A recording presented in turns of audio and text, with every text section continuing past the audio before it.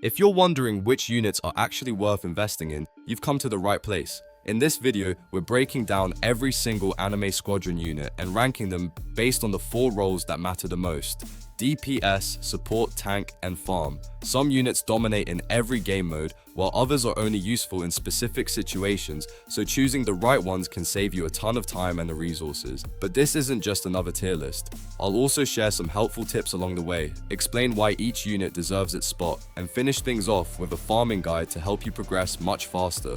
So whether you're just getting started or you're trying to build the strongest possible team, this guide should make your journey through Anime Squadron a whole lot easier. Let's get started. I'm quickly moving on to the video and I'm ranking units in Anime Squadron. Before we start, if you enjoy these types of list videos, don't forget to like the video and subscribe. Enjoy watching.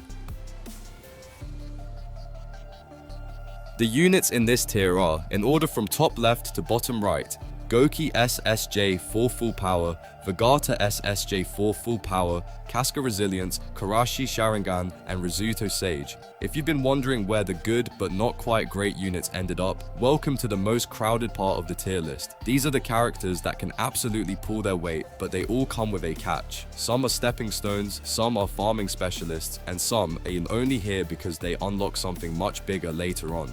Let's start with Goki in his Super Saiyan 4 full power form and Vegata in his Super Saiyan 4 full power form. These two are almost impossible to separate because both are mainly valuable for one reason: unlocking Go meta. Between the two, Goki has the edge when it comes to damage and works as a pretty solid sub-meta damage per second unit, while Vegata offers respectable mid-game damage per second performance. Neither of them is going to dominate your endgame lineup forever, but if Go meta is your goal, these two are basically your ticket to getting there. Think of them as the side quest that secretly turns into the main quest. Now let's talk about Casca with the Resilience trait, because she's a very different kind of unit. Her raw damage per second is nothing spectacular, but that's not why you bring her. Her real value comes from amplifying damage with her attacks while also boosting both Berserker and Falcon. If you're running Berserker, the synergy gets even better because they buff each other, allowing Casca to contribute surprisingly solid damage. The only catch is that this works best while enemies are still above 60% health points, so her effectiveness drops a bit as fights go on. Karashi with the Sharingan is one of those units that quietly becomes more useful the longer you play the game. His damage per second falls behind several other characters in this tier, including Rizzuto, but that's honestly not the reason experienced players keep him around. Karashi shines when it comes to farming resources across different game modes, making repetitive grinding much faster and less painful. On top of that, he's an excellent filler unit for endgame teams, proving that sometimes utility is worth a lot more than flashy damage numbers. Finally, we have Rizzuto with the Sage form. He's a perfectly respectable sub-meta damage per cent unit that can carry you through the middle stages of the game without too much trouble. The problem is that he doesn't scale particularly well into the late game, and unlike Karashi, he doesn't really have a unique role that keeps him relevant. He's the definition of good for now. You'll probably appreciate him while climbing through the mid game, but eventually you'll replace him and wonder if he even remembers your team anymore. The units in this tier are, in order from top left to bottom right: Medora Gunbai, Skeleton Knight Resonance, Falcon Dark, and Shanron Omega. This is where the tier list starts getting really interesting. The units in B tier are the kind of characters you never regret pulling because they can fill multiple roles instead of doing just one thing. They may not sit at the very top of the meta, but they bring so much value to a team that they often stick around far longer than you'd expect. Some deal damage, some keep your team alive, and some somehow manage to do a little bit of everything. First up is Medora with the Gunbai. You can obtain him from Ninja Village Squadron Act 4, and he's a fantastic damage per second unit that's only a small step below the meta. What makes him different is that he focuses on damage over time instead of huge burst attacks. If you enjoy watching enemies slowly melt away rather than disappear in one massive hit, Medora is going to feel incredibly satisfying. He won't top every damage chart, but he's consistently strong throughout longer battles. Next, we have Skeleton Knight with Resonance, available from Raid Eclipse before and the last chapter. This unit is easily one of the best hybrid characters in the game, combining excellent damage per second with the strongest tanking capabilities available. His damage may not quite reach S tier levels, but he more than makes up for it with his survivability. Linking him to your strongest damage per second unit gives that ally valuable damage reduction, making your entire team much harder to take down. Then there's Falcon with the Dark Evolution from the mythic Falcon Evolution banner. Falcon is one of those units that seems to have an answer for everything. He provides respectable damage per second, instantly executes normal enemies to speed up crowd clearing, increases your team's resistance to debuffs, and even boosts the amount of yen you earn. He's not a meta damage per second monster, but it's hard to find another unit that offers this much utility in a single package. Finally, there's Shanron with the Omega form, unlocked through GT City Raid Act 4. If versatility had its own tier, Shanron would probably be sitting at the very top. He can deal damage, tank hits, and support the team, even if he isn't the absolute best at any one of those jobs. His ice mode is especially useful because it slows enemies, giving your team extra time to deal with difficult waves. Just don't rush to build him before the other B tier units. He's definitely worth investing in eventually, but the characters above him will usually give you a bigger payoff first. The units in this tier are, in order from top left to bottom right, Android Super, Dente and Vargil, Garu Half Monster, Puppeteer Transcendent, and Wu Shadow. Now we're getting into the units that can genuinely carry your account for a long time. A tier is packed with characters that are incredibly powerful, and the gap between these units and the absolute meta isn't as big as you might think. Most of them bring either outstanding damage, amazing utility, or enough versatility to fit into almost any team you can build. Let's start with Android in his super form. If your only concern is raw damage per second, Android is actually stronger than every other unit in A tier. That's a pretty impressive claim on its own. The reason he doesn't rank even higher is because he doesn't bring much else to the table. He can't match the incredible synergy of Dente and Vargil, he doesn't provide the tanking utility that Aizen offers, and he can't support the team the way Garu can. If all you want is consistent damage though, Android gets the job done extremely well.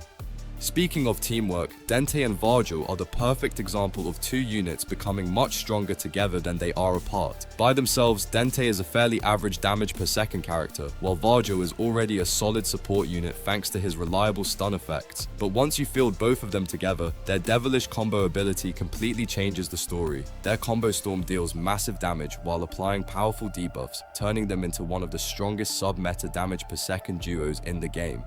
If you're chasing maximum damage, always use both together. Otherwise, Vargil still provides plenty of value on his own as a support unit.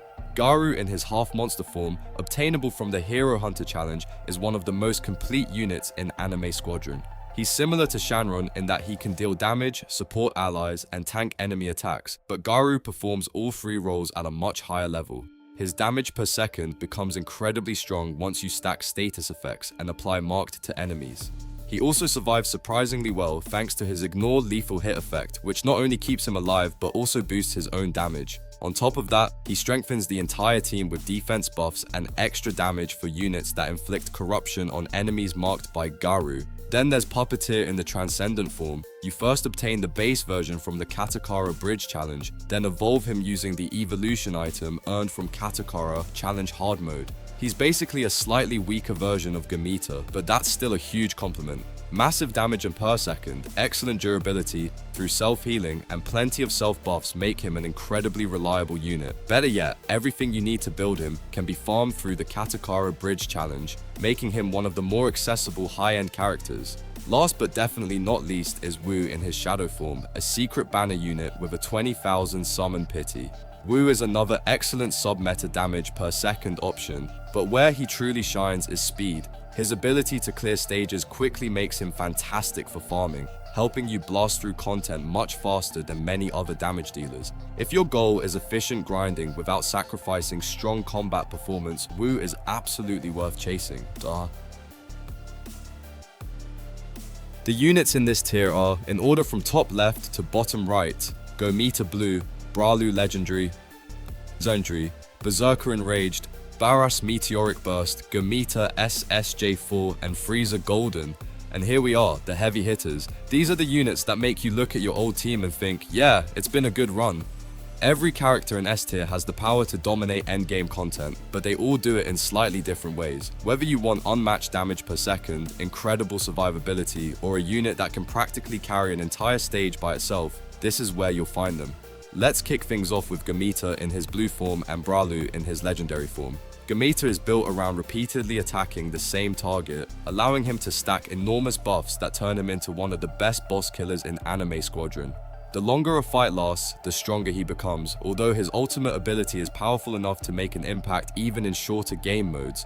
Bralu, on the other hand, is much easier for most players to obtain, which already gives him a huge advantage. His incredible damage per second is paired with outstanding defenses thanks to his Thorns effect and damage amplification whenever enemies attack him. That combination also makes him an exceptional tank. Throw him right into the middle of the fight and let him do what he does best. With crowd control immunity and powerful defense boosts while rage stacks up, Bralu can absorb punishment all day while dealing ridiculous amounts of damage in return.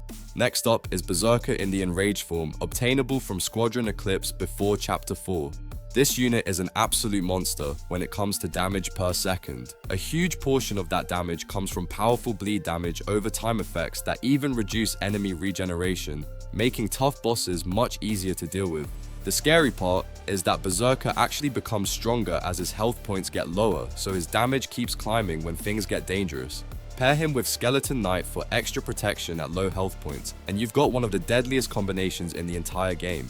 Add in his self-healing, and he's much harder to eliminate than you might expect. Barus in the Meteoric Burst form is another top-tier boss destroyer that evolves from the new event version of Barus. Just like some of the strongest units in the game, Barus becomes more powerful by repeatedly attacking the same target, stacking buff after buff until bosses simply can't keep up anymore.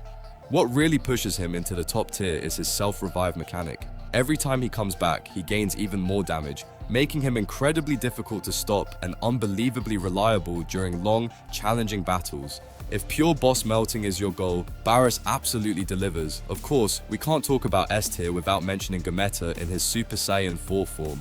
To unlock him, you'll first need to evolve Goki into his full power form, complete the required questline, and gather the primal core materials needed for the evolution. The nice bonus is that Goki's trait carries over to Gameta, making the investment even more rewarding. Once fully built, he's easily one of the strongest damage per second units in the entire game thanks to his massive self-stacking buffs. On top of that, he also functions as an outstanding tank thanks to high defense, constant health point regeneration, and impressive dodge potential. If there's one unit you should prioritize as quickly as possible, this is definitely one of them. Finally, there's Frieza in his golden form, another true meta damage per second unit with a very unique playstyle. Instead of relying only on direct attacks, he revolves around on-kill summons and a powerful area zone that continuously deals damage. Those summoned units explode for additional area of effect damage, allowing Frieza to wipe out entire waves with ease. As if that wasn't enough, he also has a built-in self-revive whenever he has at least 3 summons active, giving him another layer of survivability. He may be a little more gimmicky than some of the other S tier units, but once everything starts working together, the results are absolutely devastating. The video ends here. See you in another video. Don't forget to subscribe.